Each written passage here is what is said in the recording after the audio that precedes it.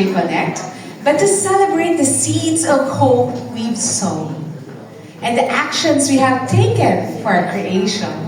It fills our hearts with joy to be reunited with partners like you on this mission to care for our common home. Today, we remember where we started, celebrate what we have blossomed into, and renew our commitment to hope and act with creation. Laudato Si! Laudato Si! Sige, welcome naman natin sila, partner, no? Tignan naman natin. Sige, tignan natin yung attendance. Ayan. Sino? May pinakamadan. Okay, tignan natin. Yeah. So, ayun naman dyan ang ating batch 1. Taga-batch 1. Wow, cheer! Cheer! Wow, wow, wow. How about batch 2? Batch 2, ayan. Ang mga batch 2 po kasi madami from Batangas and we understand why some of them cannot come. Okay. Sige, pakinggan namin. Tignan naman natin ang batch 3 ng ating LSK. Wow!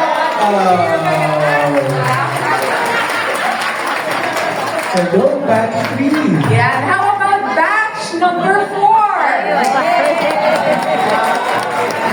Wow, solid sa isang table natin. Hello, batch 4. And last but not the least, batch 5. Wow! Grabe, dami na.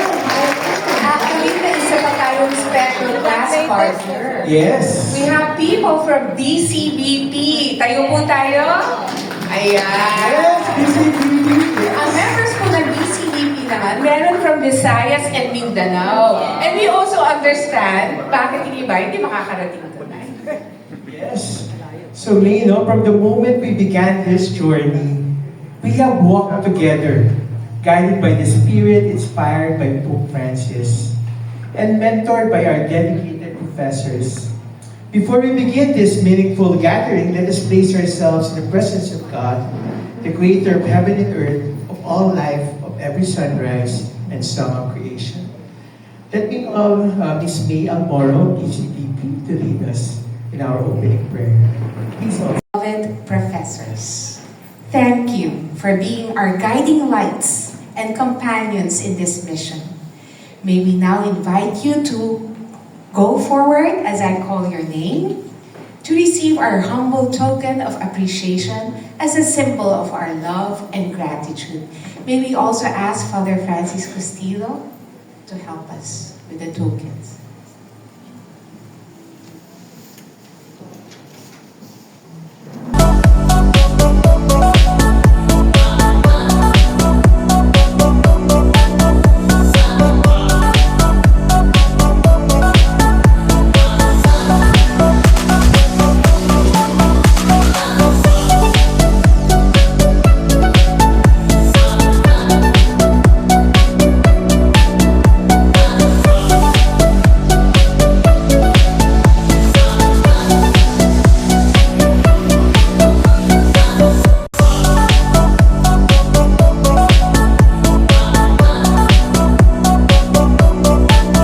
Share a few words on behalf of the professors. Why that introduction? So anyway,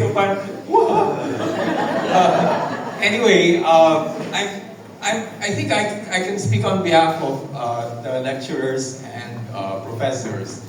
Now, we're really happy to see everybody here. 5 batches of... Wow. In the Milky Way, they say, revolves in the universe at 1.2 million miles per hour. The universe is all connected, and the connection is because we are going through the process of moving out of ourselves. Centrifugal force that creates the magnetic. History is like a jigsaw puzzle. You know, events, they just happen. There is no order. They happen for reasons, although you do not see immediately the pattern. And since I am into this is my passion, the sacred scriptures. When you look at the history from God's point of view and reflected on the scripture, there was no pattern really.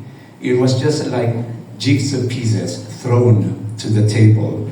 They do not make any sense until someone picks up the pieces that do not have any extra, pieces that have no missing parts. They're just right. And when this someone put the pieces together, then finally you'll see a beautiful picture. The Bible is like that. I realize that Israel has had its own painful history scattered throughout the pages of the Bible. And their history becomes ours. Otherwise, I'm not going to talk to my students about creation from the point of view of someone who's looking at creation through the eyes of God. And so, when I realized that, then I look again and I said, what is at the very heart of this jigsaw puzzle? And what I have known about sacred scriptures.